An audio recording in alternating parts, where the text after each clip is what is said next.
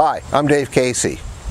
We're at a training ground on a windy, rainy day here, and over 3 decades ago, NFPA 1403 came out with their very first edition. A lot of our firefighters in the business haven't been in the fire service for 3 decades.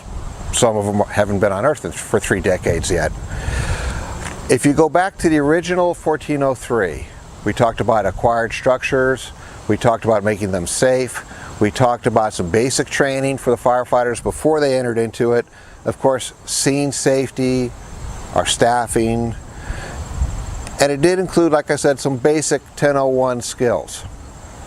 The new 2018 edition has quite a few new changes on prerequisite training, really emphasizing the firefighters' knowledge of fire behavior and fire dynamics.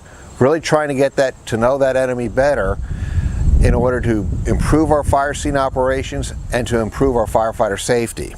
Some of those changes are not in the 1001 standard when we're talking about knowledge base and some of that initial training. So it's something you have to be wary of, and that the new requirements don't just include for recruit firefighters. We're talking about the incumbent firefighters that are coming back for training and your instructors. This new knowledge comes from the UL and NIST training, as well as a lot of what's been done in Europe for several decades. Tried and true information that's been used in Europe, the United Kingdom, and in Australia. And it's found in such training programs as the compartment fire-based training. The new information requires new training techniques. We have to get away from just PowerPoint. We have to let them see tabletop demonstrations and increasingly bigger props so that they can see the changes, they can see the flow paths, they can see the fire dynamics and the fire growth and how things change as we increase ventilation or as we enter the building, and how that fire is going to grow. So join me at FDIC 2019 for, it's a big title, NFPA 1403, big changes in the new edition require new prerequisite training. I wanted to get right in the title the main emphasis.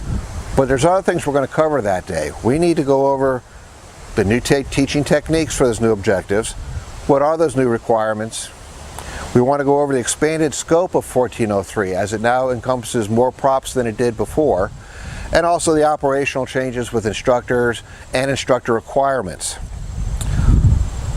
Also, October edition of Fire Engineering, please check out my article on using shipping containers in live fire training.